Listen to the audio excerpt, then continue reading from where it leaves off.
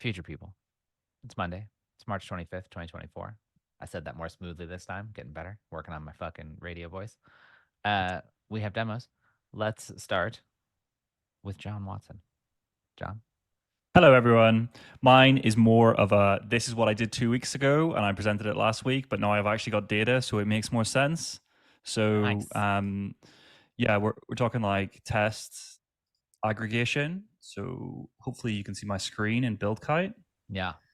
You can see that this is basically where I merged it, and you can see test runs over the period of when this has been running. So it makes more sense now. We've got actual data in there, and you can see each individual run. And we haven't had any failures. Incredibly, I was hoping the data would be more like watermelon colored or something, but no, everything's just green. So it's a bit less exciting, I guess. But you can see each individual test and the time, like the P95 over a period of time for us. So this is enabled on our integration tests and our DAL tests. So nice. We can roll it out to more if we want, but framework's there. So yeah, beautiful. Pretty good. Yeah, that's going to be so useful.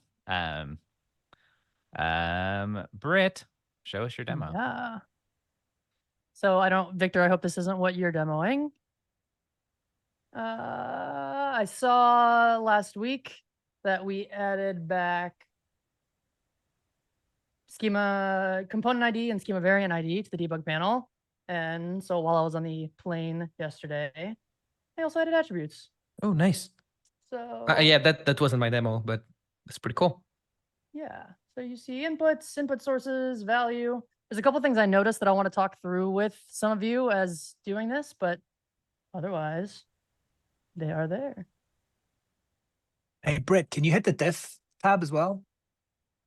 Yes, sir. We also have diff back, just saying. And we got diff. This is not, I cannot take any credit for this, but yeah, you know. But you will. So, and I know it's not a complete replacement of the old debug yet, but the speed at which it's loading is a sign of the workspace snapshots being in that cached graph right now. Because if you just click on it, it just loads, right? I mean, it's almost instant. And it's calling the endpoint every time, right? I'm not doing anything fancy. So. Yeah, but it's basically instantaneous. Super fast. Super fast. Yeah. Thank you, memory. You compare that to before when you would click this debug, it would spin on that spinner for 30 seconds depending. So. An internal smile. I got a fucking external smile. Yeah. What's up? Is it weird? I don't mean to make it weird. I think I made it weird. Okay. You didn't. That's it. Tell us in the YouTube comments. Okay. Does that make me a YouTuber? Is that cool now? Do I need to hawk a and subscribe and follow? YouTube is so 2010. It's all about Twitch. Just like a Twitch stream. Although throw me now that we're posting stuff on YouTube, it's pretty funny to somehow I'll see Zach's face in my recommended videos on YouTube sometimes just because that's the thumbnail for our demos. Because he's I'm so sorry. That should never happen to anyone. Do we want to TikTok live it? We could do that. That'd be a whole thing. That'd be easier to get into China. We could get more big deals. Is that weird? I think that maybe it was. I don't know why I'm obsessed with it being weird. Victor, save me. Hello. Yeah. I promise not to do anything weird. Oops. So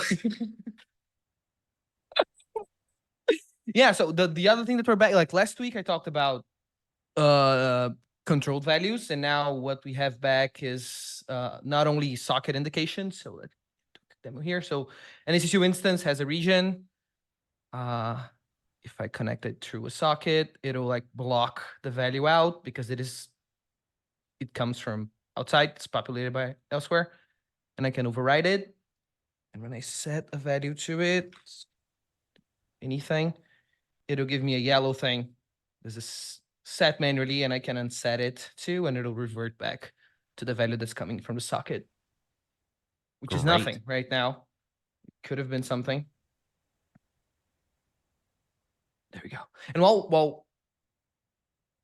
while writing this, I was having a bit of a trouble writing tests for a whole prop editor, because the data that comes back comes in 2 requests, right? That's why this is open. It comes as property editor values and property editor schema. Mm-hmm. And those are they are flattened graphs, right? You have the collection of nodes and then the connection of child values. It's a flattened tree. And so what I wrote in tests is the property editor view that you basically pass in a path. Where is it? You pass in a component ID, and then you pass in a path in the same way that you pass in a path for a prop. And if you call get value, it'll get you like the value side of the operation. If you pass it the prop, it'll get you the prop side, or like what's called the schema here. So we can test against those values in like JSON format. So I don't know. Beautiful. Yeah, this test looks lovely. I don't know. I'm very proud of it. You And also should be. right now I added the where is it? Like there's also a helper command for committing stuff because it's a little bit convoluted.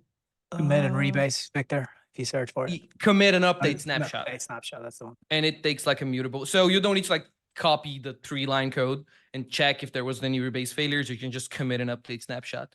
There's space for like doing the actual like works chain set commit here too, but I didn't touch that yet.